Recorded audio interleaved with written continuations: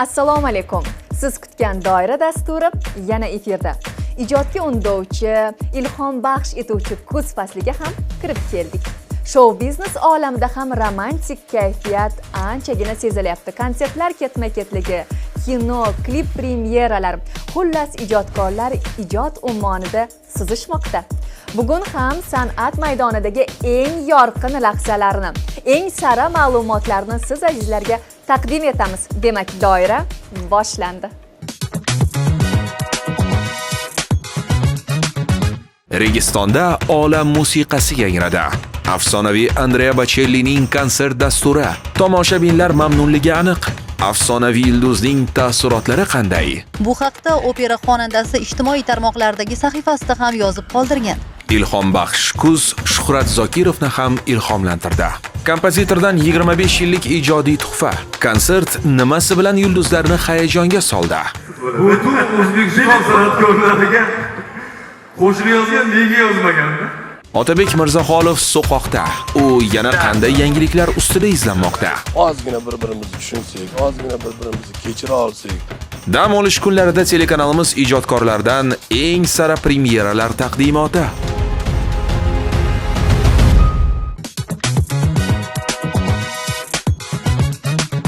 Instagram tarmog'iga kirishimiz bilan yangiliklar ketma-ketligini ko'rishimiz mumkin. Ustazoda san'atkor Sardor Rasulov o'zining Yoshligim suvda oqdi taronasiga klip suratga oldirdi. Ushbu tarona ham otasining Yoshligimga qaytgim keladi qo'shig'i kabi hit bo'ladimi yoki yo'q? Biz sizga omad tilaymiz. Hozir esa Instagram yangiliklarini kuzatamiz. Marhamat. Serg'ayrat ijodkor Ulug'bek Rahmatullayev shu kunlarda ketma-ket yangi taronalarni muxlislariga taqdim etmoqda. Xonandadan Sevgidan nomli yangi tarona. Bu safar Sevgidan kuygan yigit hikoyasini tinglaymiz. Sevgidan shunchalarim to'yib ketdim, dardlari, alamlari yuragimni o'yib ketdi.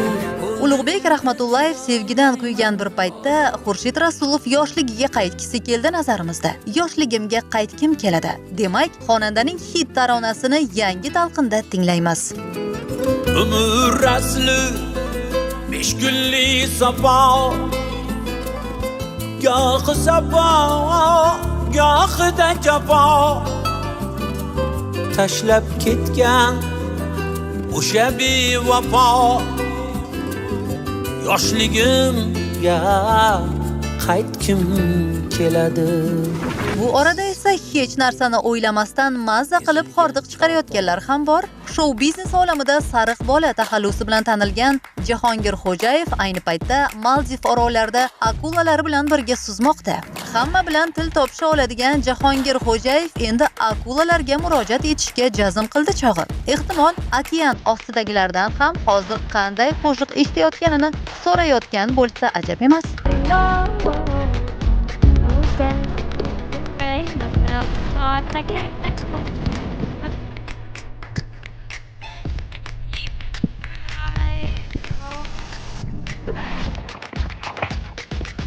Maldiv orollaridan Toshkentga, ya'ni Humo Arena maydoniga qaytamiz. Ko'rib turganingizdek, bu yerda jarayon qizg'in. Yana bir tinib tinchmas xonanda Shohruxxon yangi taronasiga video klip tasvirga olyapti. Ijodiy jamoa orasida xonandaning ukasi Muhammad Ali, operatorlar, grimyor, stilistlar va boshqa ko'plab ijodkorlarni uchratish mumkin. Demak, Shohruxxondan yangi ijod mahsulini kutib qolamiz. Dunyo opera yulduzi Andrea Bocelli mustaqilligimizning 34 yiliga bag'ishlab to'yga to'yona deganlardek bayram kuni Samarqandda Registon maydonida konsert dasturini taqdim etdi. Bu haqda opera xonandasi ijtimoiy tarmoqlardagi sahifasida ham yozib qoldirgan.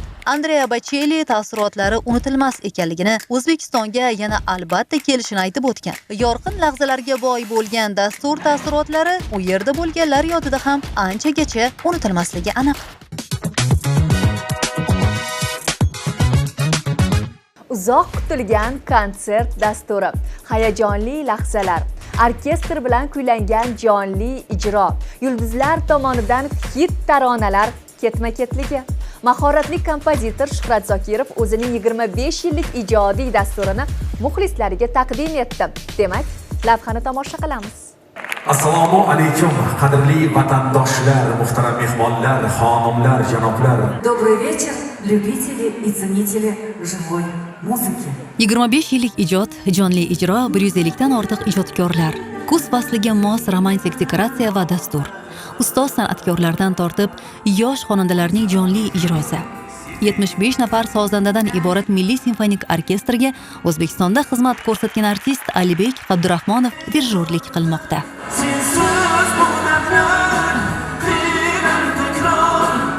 Dastur ham o'z mazmuniga mos tarzda Sog'inch deb nomlandi.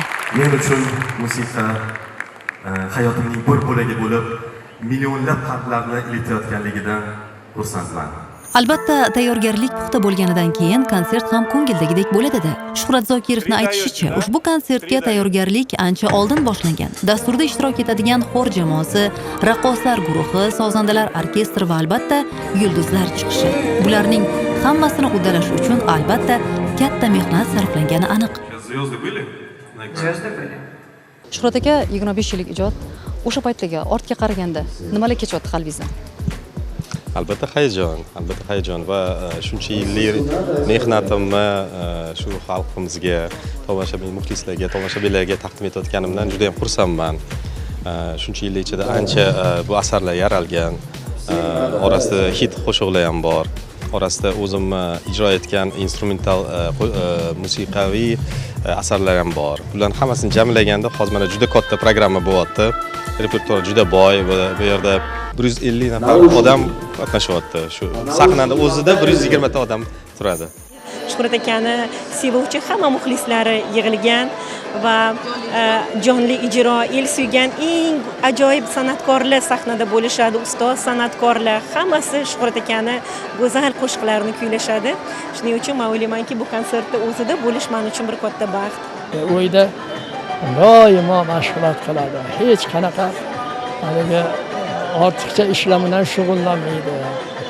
Endi men hozir o'g'limni maqtasam maqtagan bo'lib qoladi, lekin u juda kamtarin inson. Mana men opasi sifatida bilaman qanchalik mehnatini, qanchalik qiyinligini bilaman. O'zini mana dam olmasdan mana kuylar yozadi. Bilasizmi, dam olishga vaqti yo'q. Har bir xonandaga o'zgacha bir ashula taqdim etadi. Men har doim omad tilab qolaman. Ukamni juda ham yaxshi ko'raman.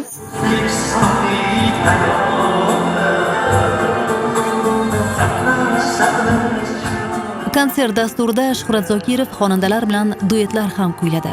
Royal va orkestr bilan birga o'zining mualliflik asarlarini ham ijro etdi. Hamda bastakorning ko'plab xonandalar bilan hamkorlikdagi hit taronalari sahnada yangradi. Siz juda ham iqtidorli insonsiz va siz bilan birgalikda ijod qilganimdan baxtiyorman. Katta rahmat. Juda ham sanoqli, juda kam bunaqa mutaxassislarimiz har bitta ijro etadigan ijrochini nima deydi, mulkida bir durdona bo'lib qoladigan asarlarni yana ko'proq yaratsinlar va bugun orzulari ushalayotganidan xursandman.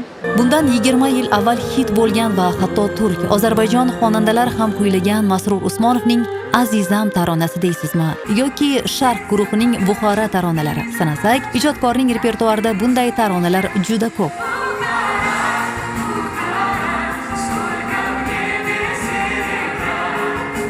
Albatta juda ham xursandmiz, chunki katta konsert, juda ham yoqimli ashulalar, atmosfera va albatta jonli ijro bo'lgani uchun biz uchun qiziq.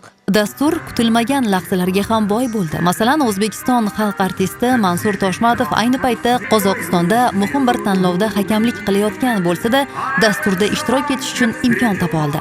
Yana bir pozitiv ijodkor, O'zbekiston xalq artisti, O'zbek opera yulduzi Jensbek Piyazov esa o'zining kutilmagan chiqishi bilan barchaga ko'tarinki kayfiyat ulashdi. Butun O'zbekiston san'atkorlariga qo'shiq yozgan, nega yozmaganda?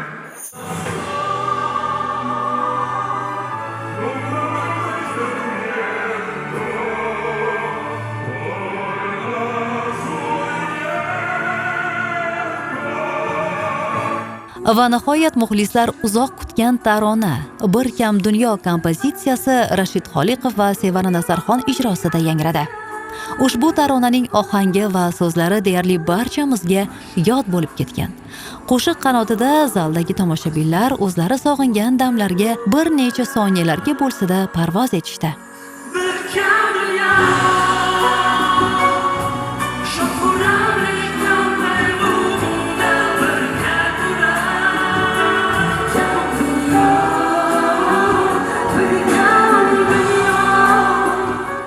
Shunaqa birkam dunyo, kelinchak, Ra'no va shunga o'xshagan yana yozgan qo'shiqlaring muhabbat, ozoriyman muhabbat. Shunaqa qo'shiqlardan ko'proq yaratilsa, endi bunaqa qo'shiqlar ko'p yaratilmaydi. Lekin agarda chiroyli shunaqa qo'shiqlar yozilsa, ijro etib, xalqimizdan xursand qilaylik. Mahoratli kompozitor, ko'plab hit taronalar, saundtreklar muallifi Shuhrat Zokirovning 25 yillik ijodiga bag'ishlangan konsert dasturi muxlislar yodida ancha vaqt qolsa kerak. Biz Shuhrat Zokirovga omad tilab qolamiz. Kuz faslining ilk kinopremyerasi Deja Vu Milliy kinosan'at saroyida film taqdimoti bo'lib o'tdi. Tomosha qilamiz.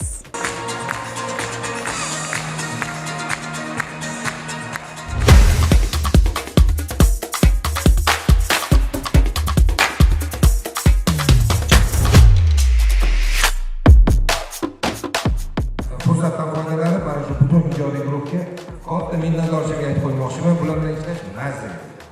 Milliy kino san'ati saroyi yana bir katta premyera uchun mezbonlik qildi.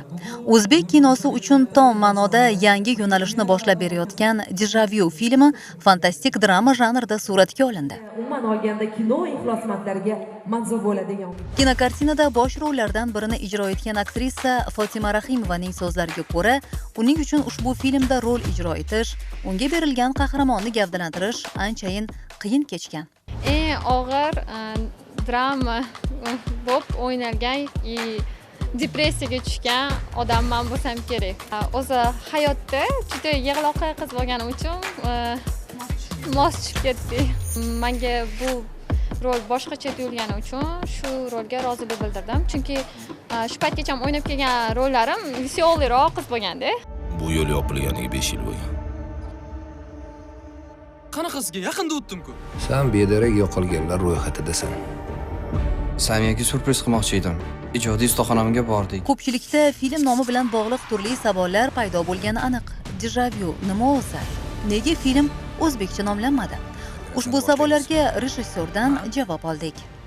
Deja Vu sizda qachondir nimadir hodisa bo'lsa, qayerdadir ko'rganman, bo'lgandek tuyuladi-yu. O'shani balkim biz yashab o'tganmizmi, shu narsani shunga bog'lab ko'rmoqchi bo'ldik.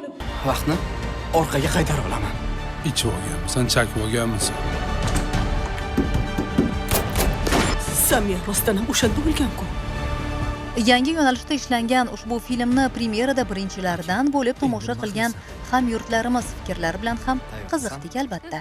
O'zbek filmda ko'p ham qo'l urilmaydigan janr, shu prodyuserlar, ijodkorlar juda ham katta bir risk qilishgan, lekin Xudo xolasa o'zini oqlaydi. Film qanchalik yoqyapti sizlarga? Juda qiziq, effekt babushka stilida bo'pti. Momentlar qaytarilyapti. Bizning davlat uchun bunaqa janrda juda yaxshi qiziqarli film chiqdi, kuchli. Bunaqasi menimcha birinchi marta bo'lishi. Yaxshi chiqqan film. Zo'r bo'ladi deb o'ylamagandim, lekin kutganimdan ham yaxshi chiqdi. Boshqa dunyoga kirib qoldim haqiqatda. Bilmadim, o'zbek film san'ati yuksalish desak, mubolag' bo'lmaydi. Zamonaviy texnologiyalardan foydalanishgan yuqori darajada desam bo'ladi. Men to'g'risini aytsam, boshqacha buqqa tushib qoldim-da. Akam jinni bo'lib qopti. Ol qo'lingni! Jinni emasman!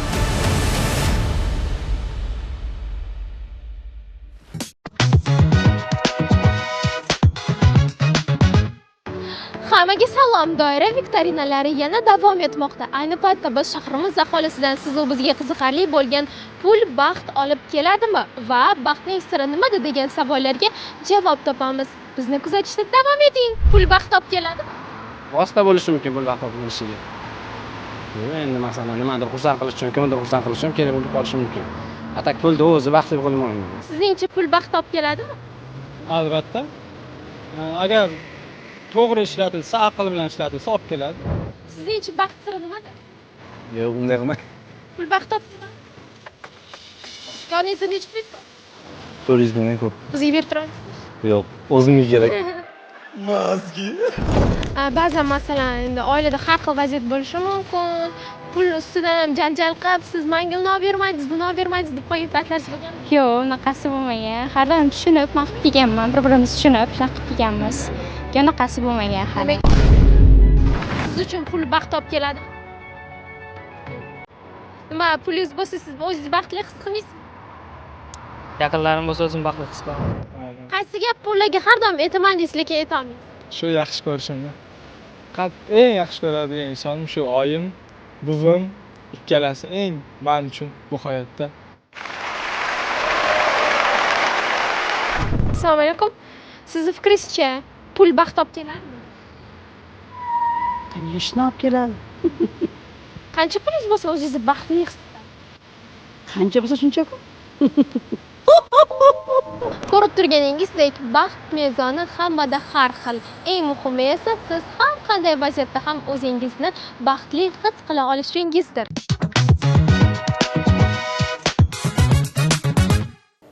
Kinoni sog'indim. Ayniqsa do'stlar bilan maza qilib, popkorn olib, kulishib, komediya ko'rishga nima yetsin. Sizga bir xush xabarni aytaman. Yaqinda maza qilib kulamiz. Nega deysizmi? Rejissyor Otabek Mirzaxolov o'z jamoasi bilan yangi kinokomediyaga qo'l urdi. Yurtimizning so'lim go'shalarida suratga olinayotgan bu film bizni ko'p kuttirmaydi. Demak, jarayondan lavha bor, tomosha qilamiz.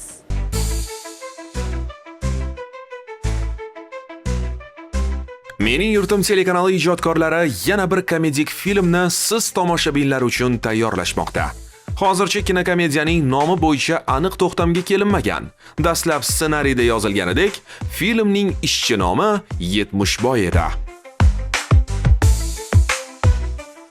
Lekin jamoadagi turli takliflar inobatga olingan holda rais aldada yoki dadam aldada nomiga o'zgartirilishi mumkin.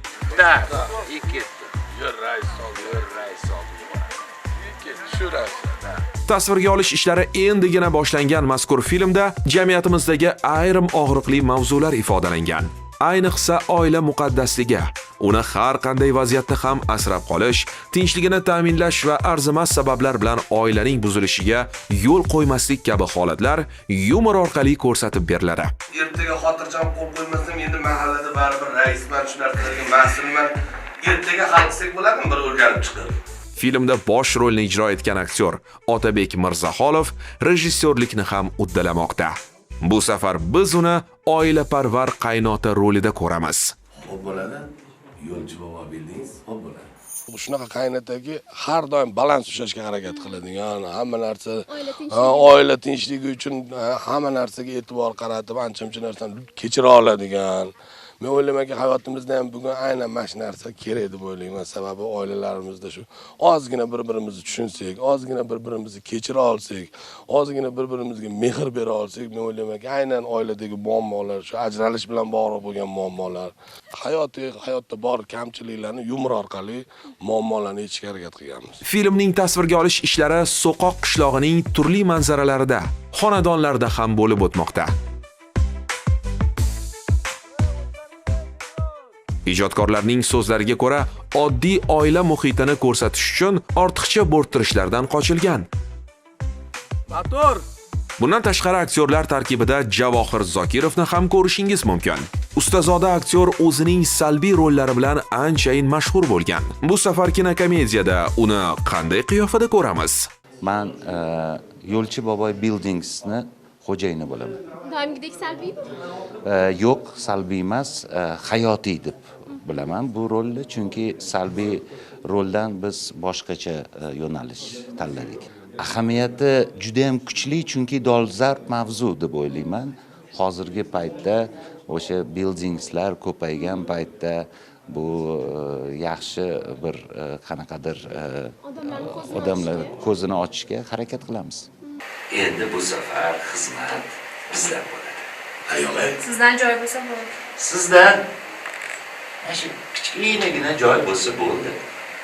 Bu qishlog'imiz bolalariga futbol uchun ajratilgan stadionda joyi yo'q. Qizig'i, tasvirga olish jarayonlarini maroq bilan kuzatar ekanmiz. Yana bir iqtidorli ijodkor Oybek Teshaboyevni uchratib qoldik va albatta uning fikrlari bilan ham qiziqdik. Shu kinoning ichida o'zimiz ham yashayotganimizdan bog'oyatda xursandmiz. Xudo xolasa kino zo'r chiqadi degan umiddamiz, lekin chegaradan chiqmagan holatda chiroyli hazillar qo'yyapmiz. Film ijodkorlari biz bilan suhbat davomida tasvirga olish ishlarini imkon qadar tezroq yakunlab, premyerani oktyabr oylariga mo'ljallayotganlarini aytishdi. Kechki dasturlarimizda kino premyera sizga sovg'a tayyorlab qo'yganmiz. Oila davrasida maza qilib tomosha qilishingiz mumkin. Uddalab bo'lmas topshiriq 8. Tom Cruise'ning navbatdagi missiyasi boshlandi. Bu safar qahramonni qanday jiddiy topshiriqlar kutmoqda? Bugun kechki dasturlarimizda o'tkazib yubormang. Demak, mening yurtimda jahon kino premyerasi.